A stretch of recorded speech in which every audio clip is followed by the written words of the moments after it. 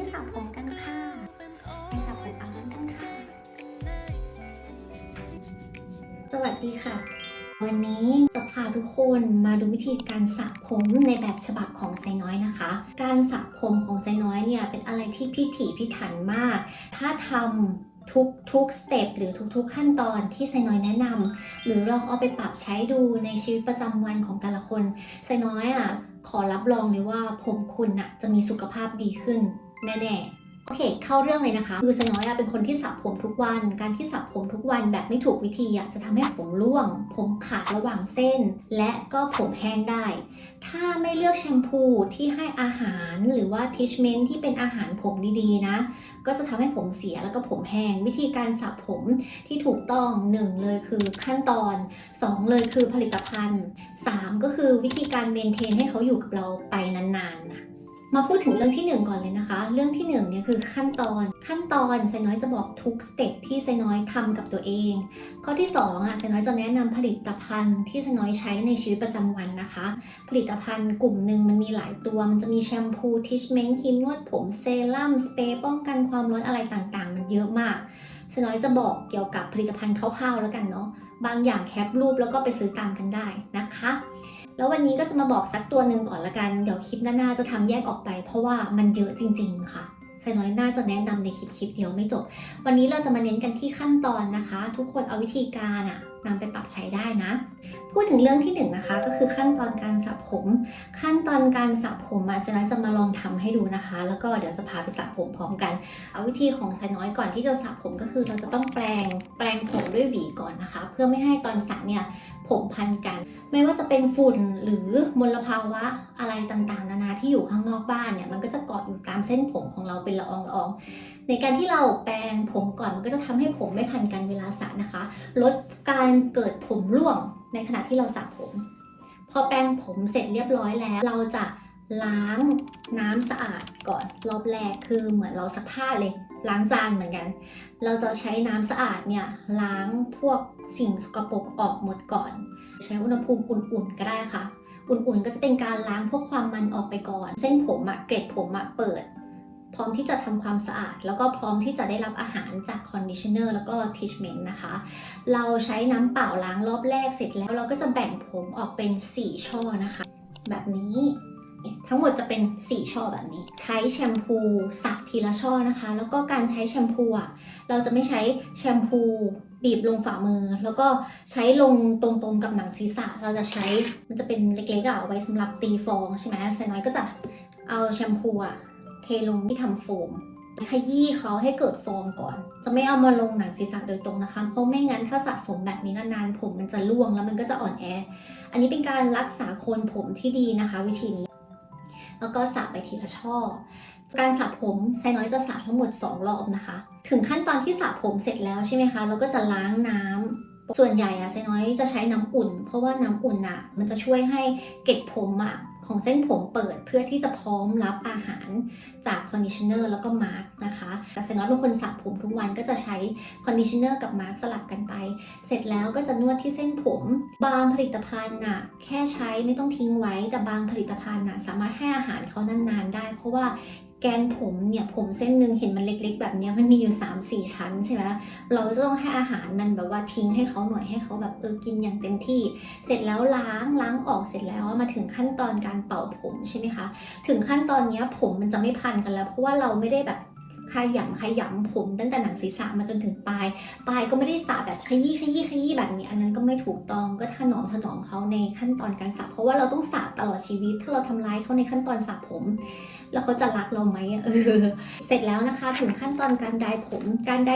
เมื่อก่อนมันก็จะเป็นลักษณะไดร์แบบนี้ใช่ไหมให้ปรับระดับเหมือนกันนั่นแหละส่วนเทคโนโลยีที่มันใหม่กว่านั้นมันก็จะมีให้ความร้อนออกมาในอุณหภูมิที่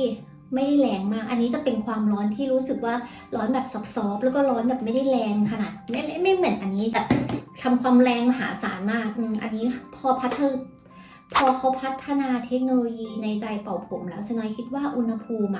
เหมาะไม่ใช้ความร้อนสูงสุดสักทีนะเพราะมันร้อนเกินไปก็จะใช้ระดับความร้อนที่เหมาะสมมันคือการให้อาหารผมได้เข้าไป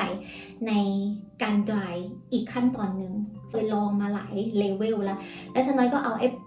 ที่วัดกับ น้ำเดือดให้กับผมใช่ไหมแล้วก็ลองดายดูแล้วพอดูอุณหภูมิก็อยู่ประมาณที่ 25-30 ไม่เกิน 40 องศาสำหรับเส้นผมนะคะความร้อนที่เหมาะสมสำหรับไม่ให้ผมเสียแล้วก็ให้อาหารเข้าไปได้ใช้เซรั่มที่ให้อาหารผมนะคะไซน้อยอยากแนะนำตัวนี้มากๆเลยส่วนผสมเขานะคือมันมีอาหารผมที่เยอะมากไซน้อยคิดว่าถ้าเราจะใช้แล้วไหนๆเราก็ใช้ที่มันเป็นอาหารผมให้อาหารผมจริงๆไม่ได้เสียเวลาที่มาใช้อะไรก็ไม่รู้นะคะอันนี้ไซน้อยแนะนำแคปแล้วก็ไปซื้อตามกันได้เลยเป็นของอเมริกาแล้วก็อีกอันนึงนะคะแบรนด์นี้ค่ะแบรนด์นี้ก็ดีเหมือนกันได้รับรางวัลของ Elle ด้วยนะคะอันนี้ก็ดีลองแคปหน้าจอแล้วไปหาซื้อกันได้คืออันนี้เป็นหอมละมุนและอาหารผมก็เขียนมาคือแบบที่เขียนไม่พอแล้วอะคืออินกรีเดียนมันเยอะมากอันนี้ดีค่ะแล้วก็ส่วนอันนี้ก็เคลัสตัดก็ใช้ได้แต่ว่ารู้สึกเฉยๆนะคะไม่ได้แบบดีอะไรแล้วก็อีกตัวหนึ่งจะเป็นของ GHD นะคะอันนี้ก็ดีเหมือนกันในการที่เราทำผมหรือให้ความร้อนแล้วก็ใช้อันนี้ได้สองตัวนี้ดีมากๆเลยนะคะใช้แล้วผมมันจะเหมือนกับแบบมีน้ำหนักไปจนถึงปลายอะผมมันจะเป็นแบบนี้อันนี้ผมยังไม่ได้สระนะถ้าสระแล้วเดี๋ยวเราจะมาใช้ให้ดูนะในคลิปวิดีโอถ่ายคลิปนี่ก็เป็นผลิตภัณฑ์เพิ่มเติมสำหรับ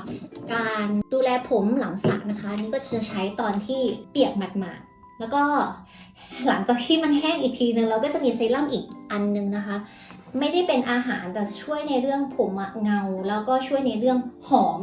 อันนี้ดีมากเป็นของประเทศญี่ปุ่นแคปหน้าจอแล้วลองไปซื้อได้นะคะแล้วก็วันนี้นะคะท้ายคลิปไซน้อยจะลองเป่าผมเครื่องเป่าผมอันนี้ให้ดูนะถ้าใครไม่ได้มีเครื่องเป่าผมที่มันเคลมว่าช่วยรักษาเส้นผมก็มาใช้อันปกติของเราก็ได้ค่ะหรือว่าเป็นไดร์เป่าผมที่ทุกคนมีอยู่ที่บ้านก็ได้แต่ว่าเลือกระดับความร้อนดีๆนะคะแต่อันนี้จะสามารถช่วยเรื่องหนังศีรษะนะคะเวลาใช้ตัวนี้นวดแบบนี้สำหรับหนังศีรษะเลือดมันก็จะไหลหมุนเวียนดีมากและการที่เลือดหมุนเวียนดีมาจากภายในเนี่ยมันจะทำให้ภายนอกเนี่ยภายนอกนี่หมายถึงคุณภาพของเส้นผมคุณดีด้วยเหมือนเราออกกำลังกายเลยเพื่อร่างกายเราก็นวดผมแบบนั้นด้วยอันนี้ดีค่ะราคาถูกลองไปซื้อดูได้นะคะนวดหนังศีรษะไซน้อยจะบอกเคล็ดลับอีกอย่างหนึ่งนะคะการที่เราดรายผมแล้วใช้หวีมันจะทำให้ผมเราแบบสมูทมากๆไม่ได้จี้เขาแบบไม่ได้จี้เขาแบบจืดอย่างนี้นะตั้งเครื่องเป่าผมในแนวแบบแนวดิ่งแนวดิ่งขนานกับพื้นเลยใส่ไม่ทำให้กันนะจะไม่ได้ผมแบบนี้นะชีแบบนี้ไม่ใช่เป่ามันลงแบบนี้แล้วก็หวีแบบนี้ผมก็จะแบบว่าโอ้ยสมูทเรียงตัวสวยการบำรุงผมและการใช้ความร้อนกับผมในระดับไหนลองทำไปในระยะเวลานานๆนะคะผมมันจะเกิดการเปลี่ยนแปลงอย่างแน่นอนใครที่ผมแห้งเดี๋ยวไซน้อยจะแนะนำอีกคลิปวิดีโอหนึ่งสำหรับพวกแชมพูที่ไซน้อยคัดสรรมาให้แล้วจากทั่วโลกไม่ว่าจะเป็นของประเทศอังกฤษประเทศอเมริกาเป็นมาสก์ผมของเยอรมันก็มีนะแล้วก็เป็นสปาผมของญี่ปุ่นคือของแต่ละประเทศมันก็จะมี the best ของเขาแต่ละอย่างแต่สำหรับความรู้สึกไซน้อยแล้วนะไซน้อยใช้แล้วก็จะมาบอกต่อมันคือไม่ใช่ผลิตภัณฑ์ที่เพิ่งใช้แล้วเอามาพูดให้ฟังแต่มันคือสิ่งที่ใช้มานานแล้วการมาบอกต่อสิ่งดีๆมันก็น่าจะดีเพราะว่าไซน้อยก็ไม่ได้ขายถ้าแคปแล้วไปซื้อตามได้หรือว่าซื้อไม่ได้หาซื้อยากหรือราคาสูงเกินไปก็เอาแนวทางที่ไซน้อยบอกเป็นวิธีการลองไปปรับใช้กับตัวเองดูนะคะไซน้อยหวังว่าทุกคนจะได้ดูคลิปไซน้อยแล้วก็ได้ประโยชน์กลับไปจากการรับชมจากการรับฟังนะคะลองไปดูการสระผมของเราเลยดีกว่าค่ะ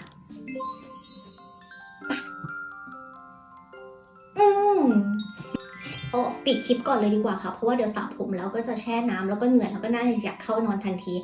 คลิปนี้นะคะหวังว่าจะเป็นประโยชน์กับคุณผู้ชมนะคะในการดูแลเรื่องผมในรูปแบบของไซน้อยคอมเมนต์คุยกับไซน้อยได้นะคะอยากมีเพื่อนคุยกันนะคะวันนี้ก็ไปแล้วนะคะบ๊ายบายค่ะ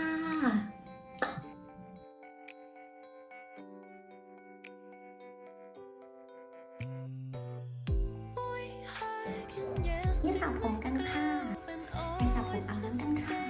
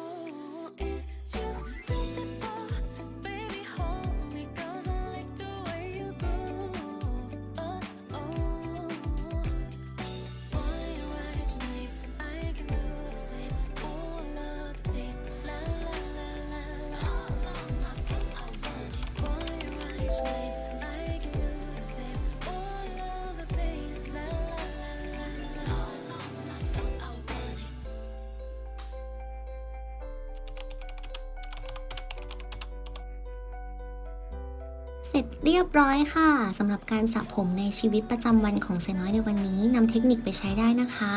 ขอบคุณมากๆเลยนะคะ ทุกคนที่ดูคลิปไซน้อยจนจบในครั้งนี้นอนหลับฝันดีนะคะบ๊ายบาย